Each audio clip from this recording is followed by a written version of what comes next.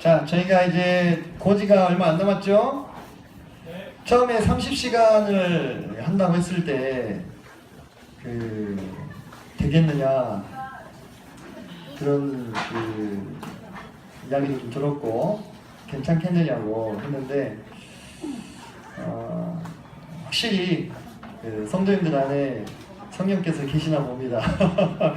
공부를 30시간을 이렇게 모여서 하자고 하면 못할 거예요, 그죠? 네. 하나님 말씀을 듣는 일이다 보니까 이게 또 되는 것 같습니다. 우리가 그 안에서 또 위로를 받기도 하고 때로 찔림을 받기도 하고 또 때로 도전을 받기도 하고 하면서 가는 것 같습니다. 그러면 시작하겠습니다. 28과 자 27과까지 해서 디모데후서가 바울 사도의 유언장이기 때문에 이제 그 뒤에 바울 사도 돌아가시고 연대적으로 봤을 때도 공동 서신 또는 일반 서신이라고 불리우는 사도 바울이 안 쓰셨던 그런 그 외의 분들이 쓰신 서신서가 쭉 나옵니다. 기억을 한번 더듬어 보시기 바랍니다.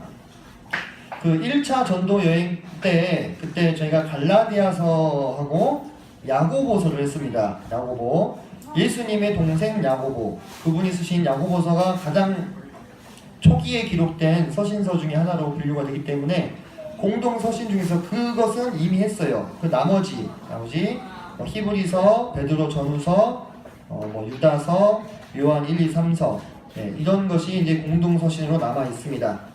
달려가 보겠습니다. 자, 먼저 히브리서는요. 집필 배경을 좀 알아야 합니다. 히브리서가 집필이 될 때쯤 해서는요, 이제 이 히브리서의 저자는 정확하게 누군지는 몰라요. 하나님만 아신다 그럽니다. 그래서 유대인 성도들이 그러니까 유대인 출신으로 예수님이 그리스도다라고 고백을 하게 되면 그 사람은 그날부로 사회에서 제명입니다. 유대인 공동체에 더 이상 머무를 수가 없어요. 상속권을 박탈당합니다. 그리고 직장에서 해고됩니다. 그리고 유대인 공동체의 보호를 받던 모든 것들로부터 완전히 끊어지는 거예요. 금전적인 도움도 받지 못하고 가족들의 어떤 보호도 받지 못하고 이렇게 되는 겁니다. 그러니까 자기가 살아갈 수 있는 모든 사회적인 안전망이 끊어진 상태에서 이제 오롯이 이제 본인의 힘으로 생계를 꾸리면서 예수님을 믿어야 되는 상황이었어요. 무척 핍박받는 그런 상황이 되는 거죠. 그런데 우리가 이제 그리스도를 믿는데 성전도 없어요. 기독교는 그때 당시 가정에서 모였잖아요. 가정교회로, 그죠? 경전도 없어요. 신약성경이 아직 완성되지 않았기 때문에. 근데 유대교는 모세의 오경을 비롯한 그 짱짱한 오랜 세월 동안 검증된 이 경전이 있었지 않습니까? 이미. 그리고 아직 성전이 무너지기 전에 히브리서가 기록이 되었을 것으로 봐요. 왜냐하면 히브리서에 성전 관련된 내용들이 나오기 때문에. 그러니까 기독교는 아무것도 없는 거죠. 그러니까 유대인 성도들의 마음 가운데 어떤 의문이 생기냐면 도대체 기독교가 유대교보다 뛰어난 것이 뭐냐? 기독교가 유대교보다 뛰어난 거, 예수님이 모세보다 뛰어난 것이 뭐냐? 내가 왜 이렇게까지 고생하면서 이렇게까지 핍박받으면서 이 예수님 믿어야 되느냐? 이 의문이 생길 수밖에 없는 겁니다. 바로 이 의문에 대한 답을 주기 위해서 히브리서가 기록이 됐습니다. 그렇다면 히브리서의 첫 번째 수신자는 대상이 누구였을까요? 주로? 유대인 성도들이 첫 번째 대상이었던 거예요.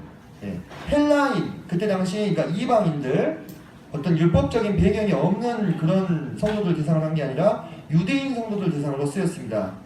그렇기 때문에 본문에 이 구약 성경이 풍부하게 인용이 되고 있고 구약 성경의 원리들이 어떻게 신약에 와서 이게 완성이 되었는가를 잘 설명해 주고 있습니다.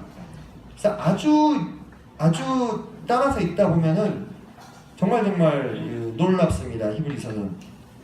저는 구약에서는 다니엘서를, 신약에서는 히브리서를 앞으로 더 깊이 있게 연구하고 싶은 그런 소망을 가지고 있거든요. 그래서 이 히브리서가 그와 같은 배경들을 가지고 있다는 것을 생각하시고 염두하시고 히브리서를 읽어야 됩니다.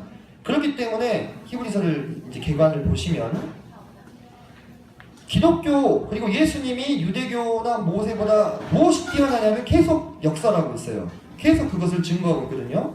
그래서 크게 세 가지로 나누면 그리스도가 존재적으로 어떻게 타고나신가, 그 다음에 그리스도의 사역, 이루심이 어떻게 타고나신가, 이것을 우리에게 말씀을 해주고 있습니다.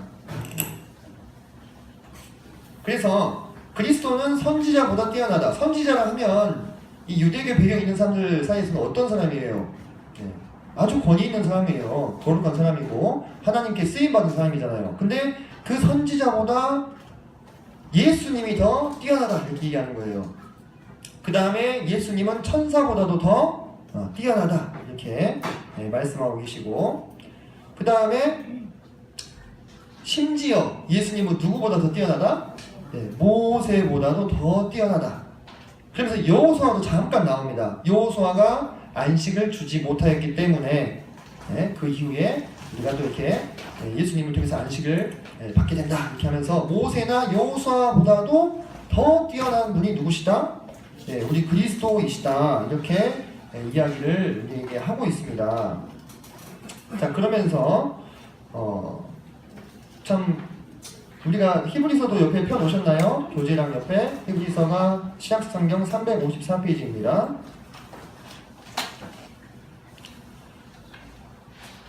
계속 그 얘기를 하고 있어요. 1장부터 계속 예수님이 얼마나 뛰어나시냐 이 이야기를 계속 하고 있는 거거든요.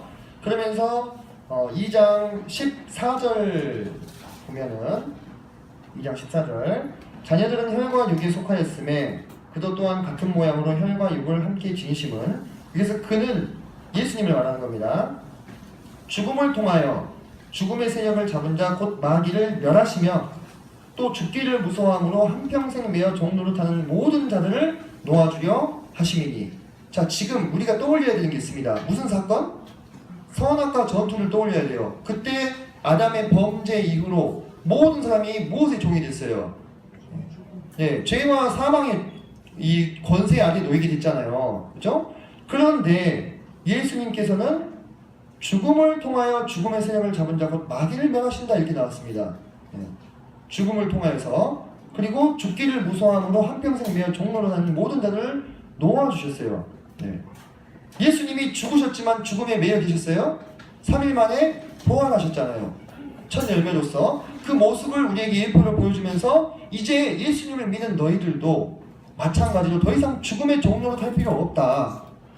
너희도 예수님처럼 부활할 수 있다. 이 얘기를 예수님이 실증적으로 자기의 삶을 통해서 보여주신 거예요. 그래서 그분은 선지자보다 천사보다 모세보다 더 뛰어나신 분이므로 우리가 그분을 믿을만 하다 안 하다? 믿을만 하다. 이 얘기를 지금 이 히브리서 기자가 우리에게 하고 있는 겁니다. 그래서 모세는 하나님 집의 종으로서 섬겼지만 그리스도는 하나님 집의 무엇으로서? 아들로서 섬겼다. 그럼 종이 커요, 아들이 커요? 당연히 아들이 크죠. 당연히 비교할 수 없는 거죠. 그래서 아들로서 하나님 집 맡은 아들로서 이렇게 하셨다. 그래서 니들이 그렇게 죽고 못 사는 모세보다 이 예수님은 비교도 할 수 없을 만큼 크신 분이야. 그러니까 이 예수님 믿어야 되지 않겠니? 이 얘기를 지금 유대인 성도들에게 지금 하고 있는 겁니다. 자, 그러면서 다음으로 그리스도의 사역적인 탁월성에 대해서도 이야기하는데, 이 대제사장 직분에 대해서 좀 설명을 합니다. 유대인들에게 제사법과 제사장은 아주 그냥 누구나 다 짜하게 아는 내용이에요. 대제사장의 의미가 뭔지, 그 무게감이 뭔지. 근데 예수님은 다윗의 후손으로 오셨기 때문에 누구의 후손이에요? 유다라고 하는 분의 후손이에요. 우리가 그 유명한 그 부르심을 받은 족장들 그때 해봤었죠. 아브라함, 이삭, 야곱, 그 다음에 요셉 4명을 뽑았잖아요. 그 중에 이 야곱이란 분이 12명의 아들을 낳았는데 그 중에 넷째 아들이 바로 유다입니다. 근데 이 넷째 아들인 유다로부터 메시아가 나실 것이라고 예언이 되어 있거든요. 근데 재밌는 것은 이 예수님이 대제사장이라고 주장하는 거예요. 지금 유다 후손인데.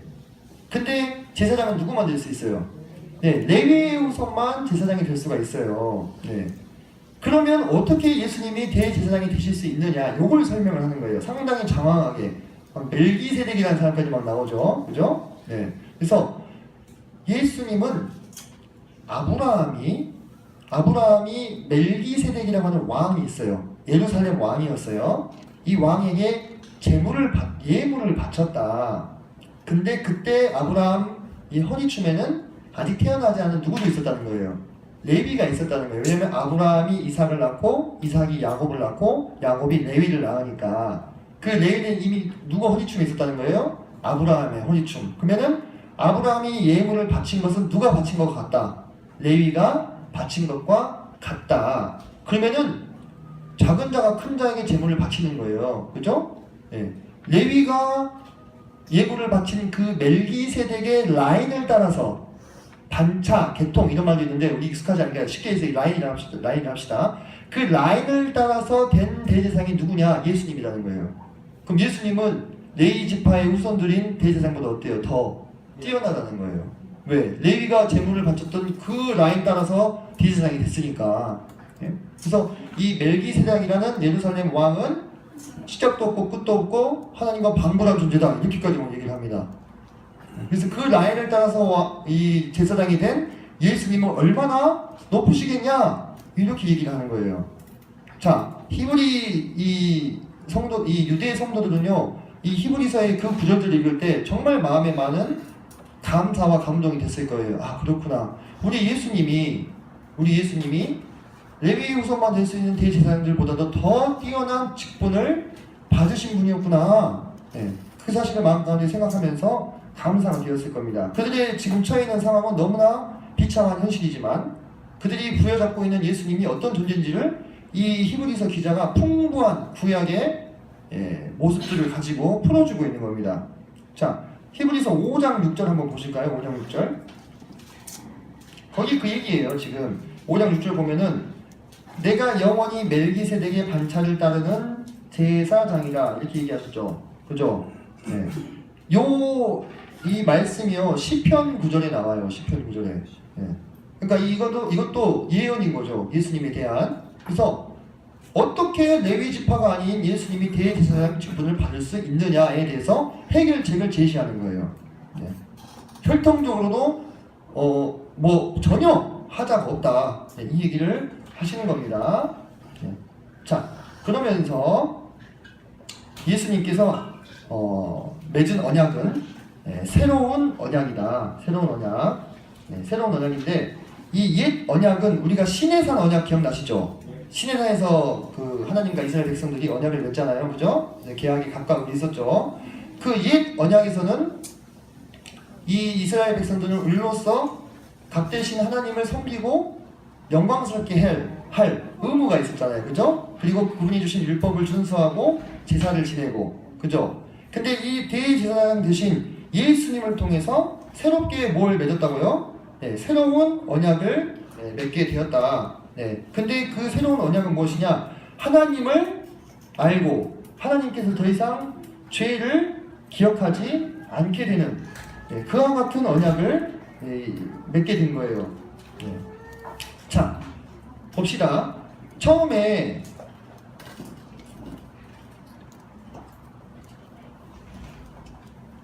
자, 지금 그 구절이 어디를 얘기하고 있냐면 8장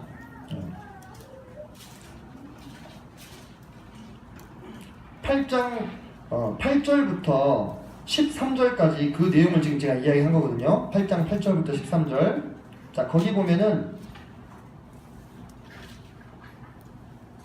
일단 13절에 눈도장 한번 찍으시고 13절 맨 앞에 보면 새 언약이라고 나오죠. 그죠? 이 새 언약인데 이게 무슨 내용이냐? 11장 후반부 보면은 그들이 작은 자로부터 큰 자까지 다 나를 알미라. 지금 이렇게 얘기하고 있고 그 다음에 내가 그들의 불의를 긍휼히 여기고 그들의 죄를 다시 기억하지 아니하니라 이렇게 얘기했습니다. 그래서 전에 옛 언약을 맺을 때는 죄와 불법을 사하는 법을 주구장창 알려주셨잖아요. 제사법을 통해서. 그죠? 뭘 하지 말고 뭘 하지 말고 뭘 하고 뭘 하고. 근데 완성된 새 언약은 어때요? 모든 죄를 더 이상 기억하지 않고 하나님을 알게 되는 더 뛰어나고 놀라운 언약이라는 거예요. 네. 자, 거기까지 되셨죠? 그리고 영원한 속죄에 대해서 이야기합니다. 영원한 속죄. 자, 자주 같은 제사를 드려야 됐었죠. 구약 시대에는 죄 지으면 또 와서 속죄제 뭐 속건제나 속죄제 드리면서 자기 죄를 씻기 위해서 여러 번 제사를 드려야 되는데 우리 그리스도는 누구의 피로? 자기 자신의 피로 한 영원한 속죄를 드리사 단번에 성소에 들어가셨느니라 이렇게 얘기했어요. 예수님은 구약 시대의 제사장들이 자주 같은 제사를 여러 번 드리면서 하나님 앞에서 사역했던 것과는 달리 그분의 온전하신 피를 가지고 하나님 앞에 들어가셔서 영원한 속죄를 이루심으로 그 일을 가지고 두 번 다시 또 제사를 드릴 필요가 있어요, 없어요?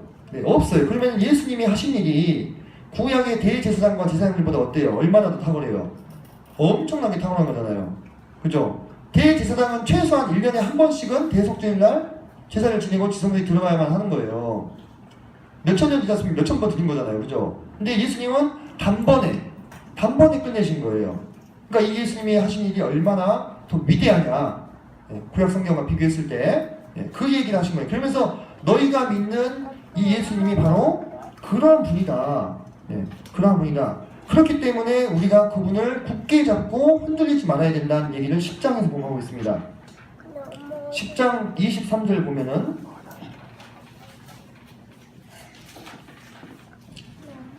그러니까 우리가 믿는 도리의 소망을 움직이지 말며 굳게 잡고 이렇게 얘기하는 거예요. 왜? 유대인 성도들이 좀 마음에 실족해가지고 유대교로 돌아갈 것 같은 거예요.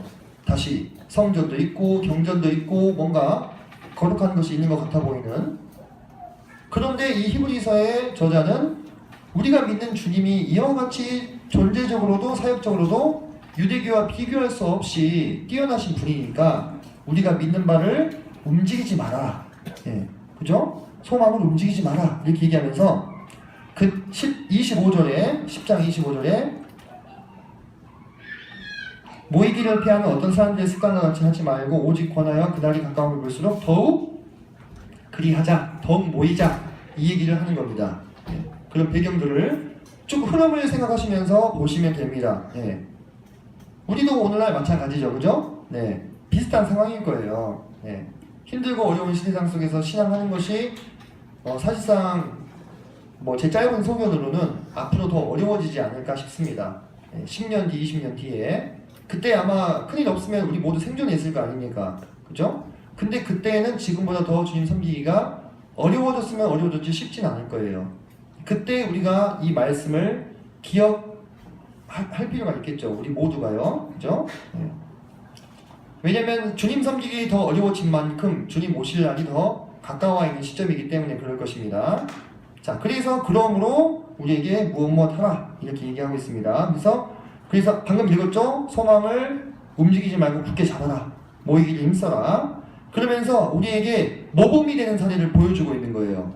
11장에. 그래서 11장에 명예의 전당이 나오는 거예요. 제가 아까 그랬죠. 그렇게 얘기해 줄 수 있는 사람들이 필요하다고. 누군가 이 길이 맞아. 이 길대로 가야 돼. 이 길이 잘 사는 길이야라고 얘기해 줄 수 있는 사람들이 필요하다 했잖아요. 그러니까 쭉 탁월성에 대해서 이야기하시고 굳게 잡자 해놓고 롤 모델을 보여주는 거예요. 이렇게 살았잖아. 봐봐. 우리 조상들도 이렇게 살았어. 그러면서 11장에서 믿음은 바라는 것들의 실상이요 보이지 않는 것들의 증거다. 그래서 많은 사람들이 이로써 증거를 받았다. 많은 우리 믿음의 선진들이. 우리만 이렇게 힘들게 산 거 아니었어.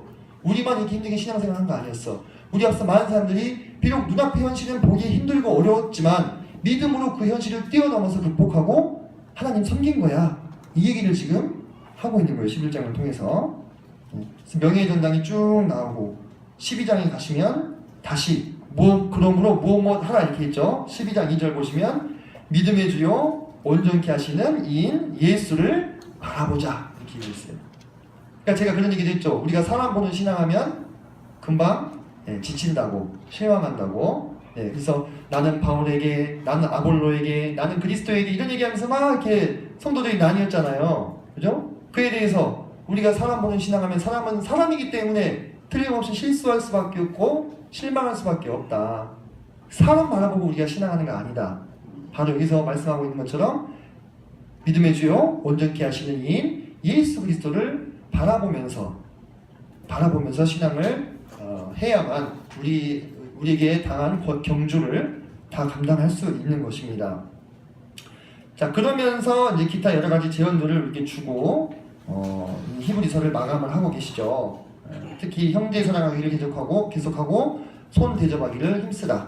그래서 손 대접하는 거 너무 참 중요합니다. 그죠? 네, 이 접대하시는 거 이렇게 집에 초대해가지고 이렇게 식사 대접을 하시는 것도 좋고, 또는 좋은 식당을 가서 맛있는 거 드시면 맛있다 하고 끝이 아니고, 이제 이 하나님 나라에 대해서 이 안목이 회복된 분들 맛집 찾아가지 마라 이게 아니에요. 옛날에는 맛집 찾아가서 맛있는 거 먹으면 맛있다 하고 끝났잖아요.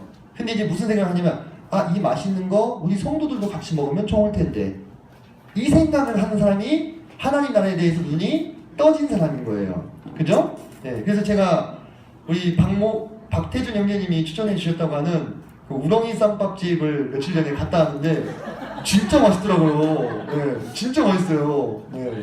그러니까 형제님이 드셔보시고 맛있으니까 성도님들한테 추천해 주신 거 아니에요. 그 마음인 거거든요, 지금. 네, 그 마음이에요.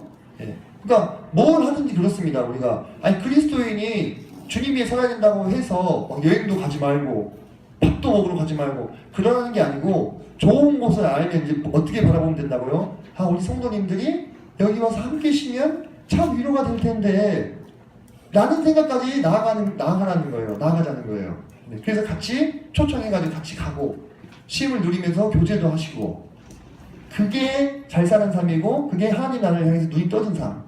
나만 위해서, 내 가족, 내 식구, 그것만 위해서가 아니고 성도들과 교회를 위해서 어떻게 하면 내가 관심 있는 분야 또는 내가 받은 분야에서 섬길 수 있을까, 네.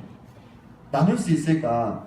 네. 책 보기를 좋아하면 자기의 지적인 호기심만 채우려고 막 이것저것 보지 말고 성경 열심히 공부해가지고 이거 성도님들 같이 나누면 참 좋겠다, 이렇게 사는 모습.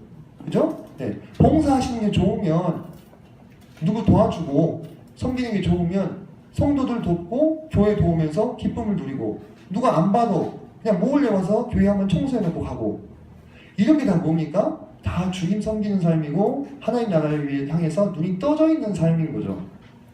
막 엄청 거창하게 막 선교를 나가고 순교하고 그것도 너무나 귀하지만, 주님이 이미 우리 삶의 현장 주변에 우리가 얼마든지 충분히 주님 섬길 수 있는 여러 가지 건의들을 놓아주셨어요. 우리가 그거에 대해서 눈만 뜨면 돼요. 자, 여기까지 해서 히브리서를 마감을 하고요. 네, 베드로전서로 가보겠습니다.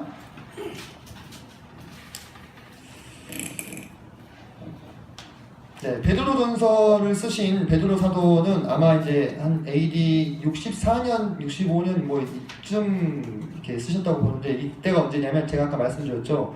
네로 황제가 한참 그리스도인들 사자박으로 던져주고 콜타를 칠해가지고 산채로 불태워가지고 밤에 횃불로 쓰고 뭐 이런 시대였습니다. 네. 듣기만 해도 진짜 끔찍하시죠? 네. 제가 아까 얘기했잖아요. 그 관동 대지진 때 그 군중들을 잠재우기 위해서 조선인들을 학살했던 것처럼 그렇게 그리스도인을 사용한 거예요. 그리고 그렇게 더 끔찍하고 더 자극적인 방법으로 죽인 거예요. 그럴수록 군중들이 뭔가 그 과정에서 카타르시스를 느끼고 뭔가 자신들의 불만을 해소하니까. 우리 그리스도인들이 그때 참 많이 순교하셨어요. 그런 시대상 속에서 우리 베드로 사도가 정말 얼마나 교회의 기둥 같은 분이십니까? 그죠? 네. 그냥 살아있는 것만으로도 그 산 증인이시잖아요. 그죠? 네. 그분께서 우리 성도들에게 하시고자 하는 말씀을 남긴 것이 베드로 전서입니다. 네. 그래서 성도다움에 대해서, 네. 그리고 성도의 순종에 대해서, 성도의 고난에 대해서, 마지막으로 성도에게 고함, 이런 제목을 제가 그냥 붙여봤습니다. 네. 그래서 성도다움에 대해서는 우리가 산소망이 있게 하셨다. 예. 그래서 썩지 않고 더럽지 않고 쇠하지 아니하는 유업을 있게 하셨다. 이 세상에서 삶은 비록 거칠고 힘들지라도 우리 하늘에 간직한 것이 있다. 이렇게 얘기하시면서 우리를 성도들을 위로하셨고, 그 다음에 우리에게 거룩을 또 말씀하시고, 성도답다는 것은 거룩한 삶을 사는 것이다. 이렇게 얘기하시고, 우리가 산돌같이 신령한 집으로 세워진다. 제가 산돌 얘기했었죠, 그죠? 그래서 우리 성도들은요, 산돌같이 신령한 집으로 지어지고요. 이 집이 지금도 지어지고 있습니다. 예. 그래서 여러 가지 비유와 예표를 보여주시는 거예요. 집이 다 지어지면 이제 그 안에 하나님이 충만히 거하시는 거예요. 하나님의 영광이.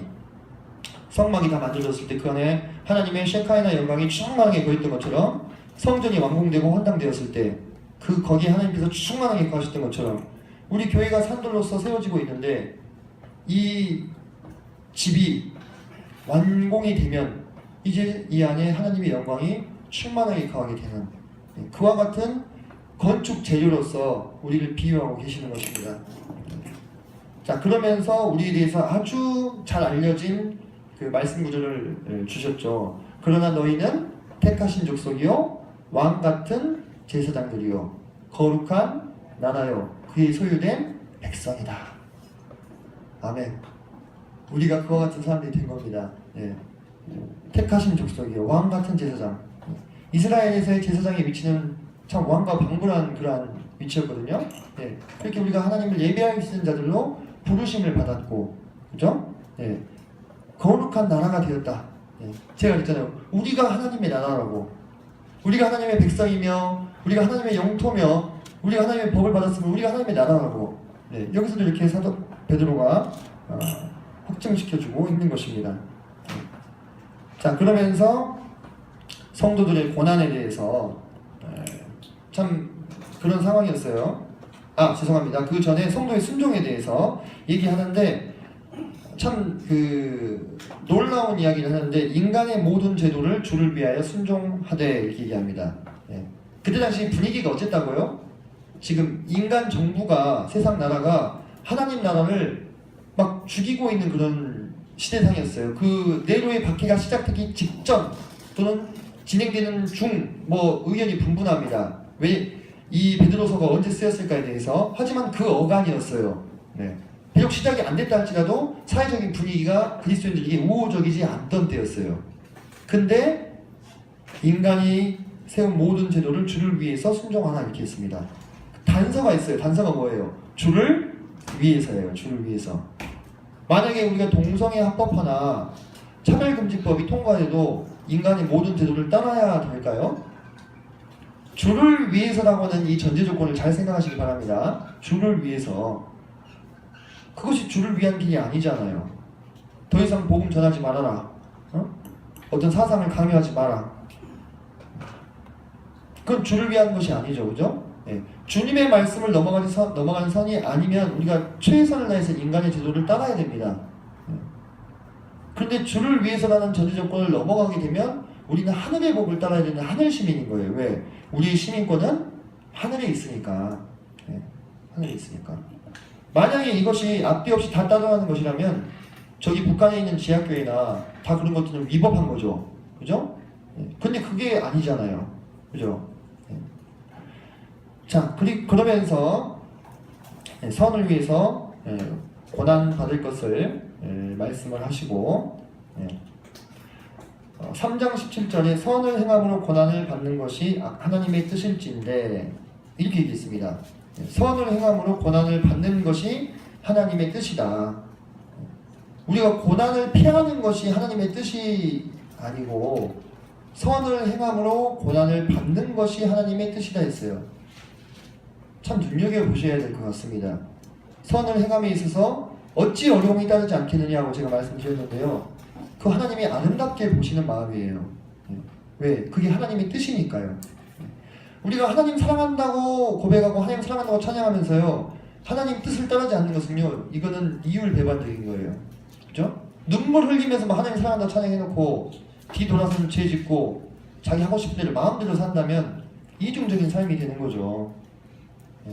근데 그것이 아니고 하나님 사랑한다고 고백했으면 선을 위해서 함께 고난받는 자 되는 것이 하나님의 뜻이다.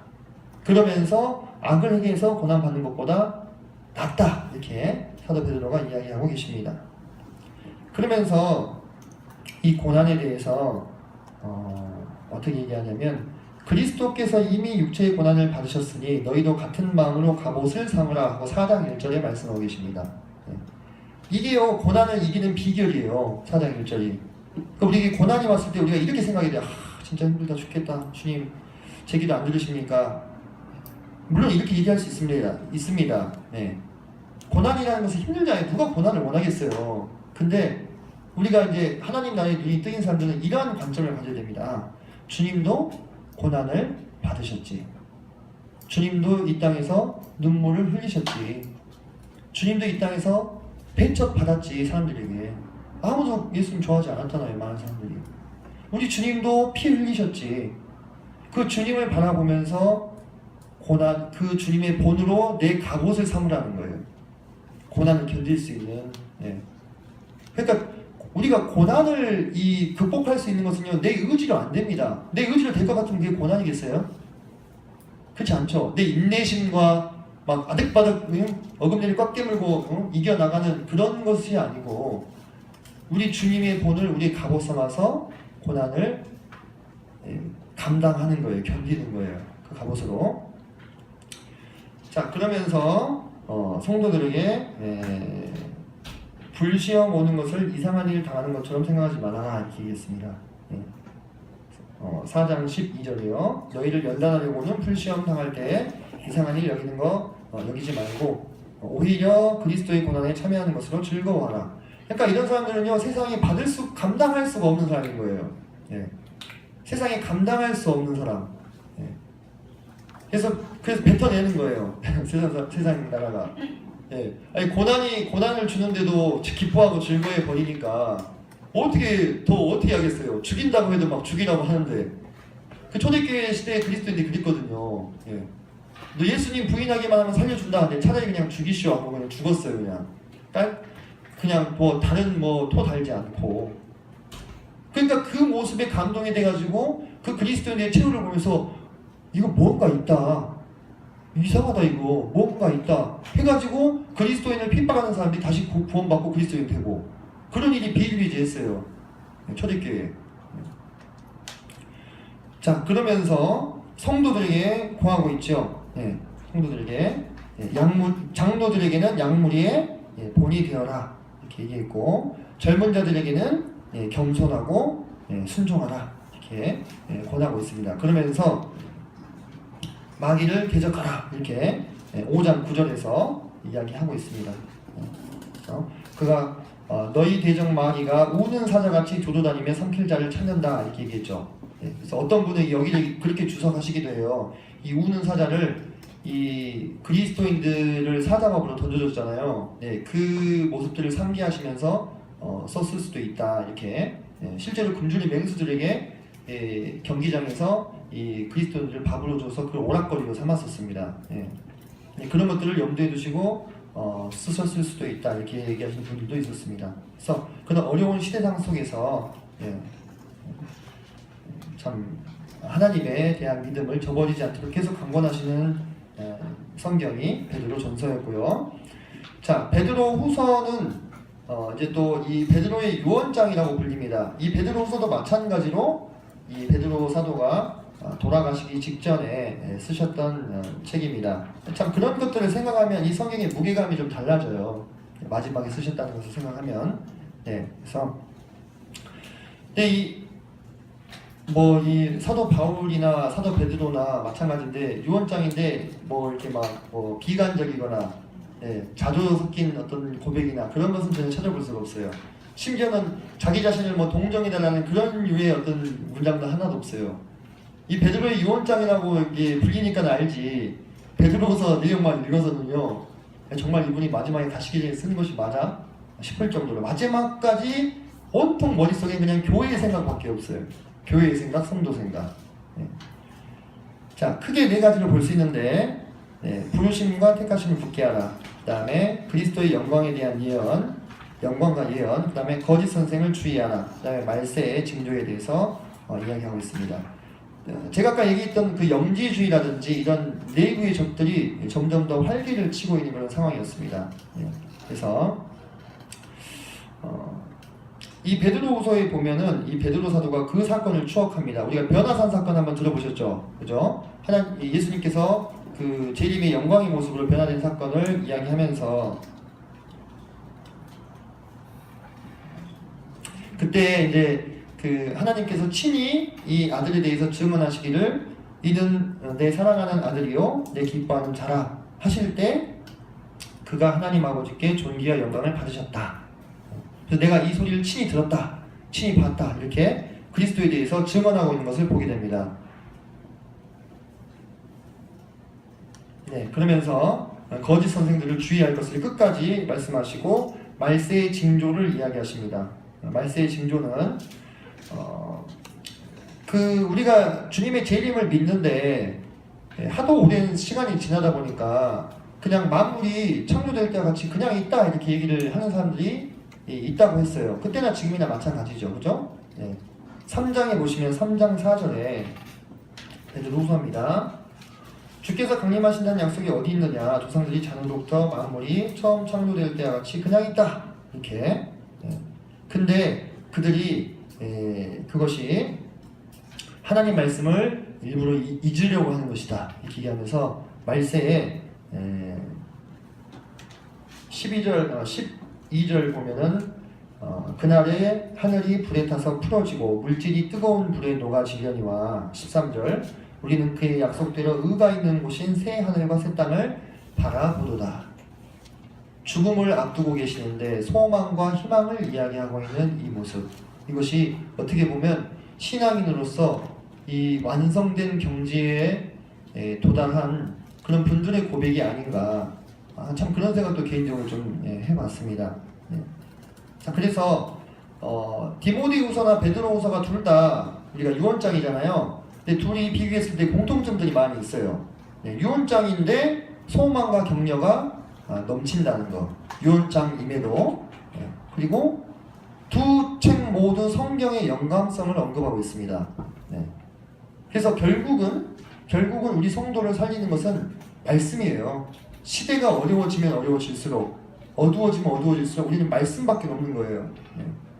그리고 두 책 모두 거짓 교사를 경고하고 있습니다. 마지막까지 교회를 걱정하고 계시는 거죠. 그리고 두 책 모두 이제 내가 마지막이라는 사실을 잘 알고 있는 그러한 공통점을 또 우리에게 보여주고 있습니다. 자, 우리가 이제 거의 이 역사의 완성을 향해서 다 나아가고 있습니다. 이 마지막 공동서신, 마지막이 아니라 몇 개 남았죠? 여기까지 일단 마치고 조금 쉬도록 하겠습니다.